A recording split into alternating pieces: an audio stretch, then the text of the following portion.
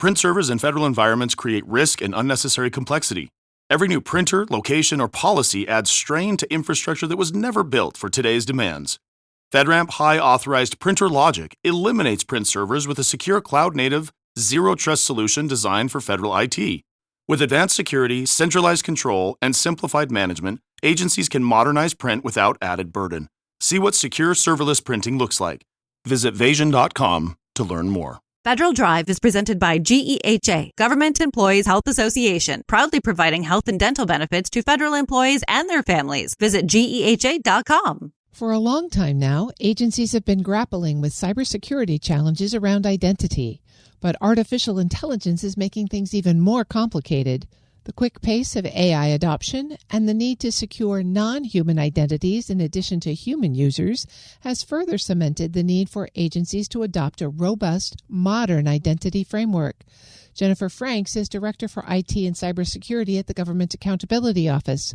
And Manny Medrano is the Director of the Global Security Operations Center at the State Department. They talked about the challenge during a panel discussion with Federal News Network's Justin Doubleday. It does merit taking into the aspect of what it is we're doing and how it is we're approaching our evaluations for the various federal agencies. And from our oversight work and those challenges that we've identified and those recommendations that we then issue, one thing really has become increasingly clear in the identity area, and that's that the most foundational element to cyber is identity. And I think it sometimes gets overshadowed because of all the other security controls and the complexities of our environments. And when we're thinking of moving towards, cloud environments, he was talking about the workforce and adapting some of those expanded hybrid working environments, adopting SaaS platforms and exploring AI use cases.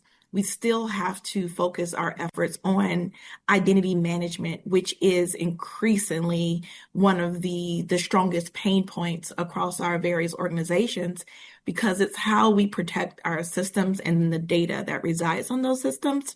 So we're seeing agencies take strides to really mature in managing our user accounts and really thinking holistically about the identity life cycle. So bringing those specialists and those subject matter expertise in at the beginning of your life cycle to understand your onboarding process and even the provisions around access and authorization, and looking at your privileged users in those accounts, looking at our continuous monitoring efforts, and really looking at timely deprovisioning someone that perhaps even changes the role or even leaves the organization.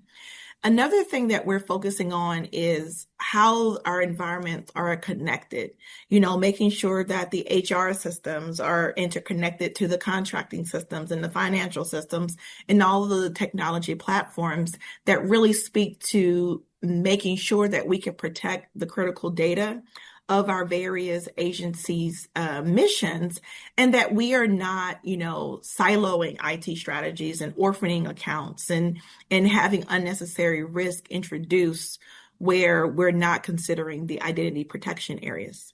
Yeah, and Manny, it's hard to think of a better federal agency to talk about those challenges in the State Department, considering the global footprint, the extremely important sensitive mission that you have, the size of the agency. What can you share with us about your identity security strategy today and how you're managing some of these challenges that our co-panelists have eloquently laid out? Yeah, no, thank you. There's never a down moment, right? It's always something. No, so from our perspective, right, as part of the Security Operations Center, right, this is definitely forefront, right, but it takes a village, right, to make sure that we get it right. So our strategy, right, for the department, and we work very close with our identity folks, is that it is, from my perspective, right, it's more than just authenticating users now. I think that that's what we used to focus on a lot, and now we're further than that. And I think that it's important to what was mentioned earlier, right, that it's there's a lot of AI related lingo happening out in the private sector and how AI is great and AI can automate, which is great. It is true. But I think that we also need to focus a little bit and step back and look at the foundations as well. I think that's critical, right? Because I think we often forget that foundation, which is like where everything is built upon, and we're already trying to automate something that we don't even know if it exists. And what we're looking here as well, right? It's like it's about governing, right? Every entity that touches a mission system at the State Department. So for example, we are looking at, okay, so you need to have an identity, right, for a individual, but also it could be now an API, it could be a service account, it could be a workload, right? And it could also be an AI agent, just like what we mentioned earlier, right? So there's different types now of assets, right, that have that identity. And then we need to have enough context so that we can make those decisions in a continuously manner and faster way, right? So the practical shift, right, that ICAM, right, that I think that we should integrate is with other functions, and also the endpoint posture, the application access, cloud authorizations, SOC operations, right? So all of these different aspects have to come together. And then, of course, you got CISA's zero trust model, right, that reinforces that you have to treat the identity as a core pillar and pair with the different pillars as well, right? For visibility and analytics. And then you bring the automation, and then you also need to make sure that you have the governance as well. And like you mentioned, we talked a little bit about, right, the cybersecurity executive order. That also pushes the agencies towards a stronger and more secure software and operations practices, which from the ICANN perspective, it means that identity security has to reach a deeper into the software lifecycle, just like Jennifer was saying, right?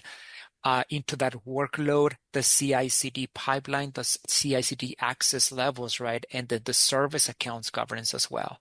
So I think in a way, right, I mean, there are more deeper and definitely the scope, right, that we are so used to looking at identity, right, but it still falls into the foundations that we know of when it comes to ICANN. Manny Medrano is the director of the Global Security Operations Center at the State Department. And before that, Jennifer Franks, director for IT and cybersecurity at the Government Accountability Office. Find their full conversation with Federal News Network's Justin Doubleday at federalnewsnetwork.com.